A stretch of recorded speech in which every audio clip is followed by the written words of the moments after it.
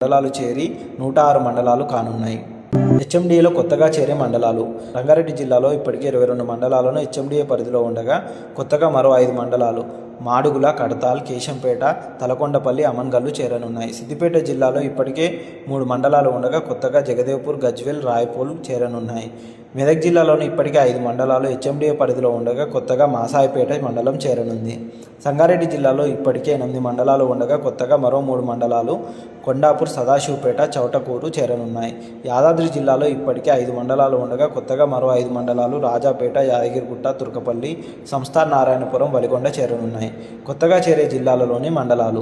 నల్గొండ జిల్లాలోని మరిగూడ, మనుగోడు, నాంపల్లి, చండూరు, చింతపల్లి మండలాలలోని కొన్ని గ్రామాలు రానున్నాయి.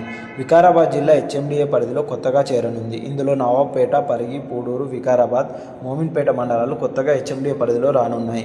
నాగర్ కర్నూలు జిల్లాలోని వెల్దండ మండలంలోని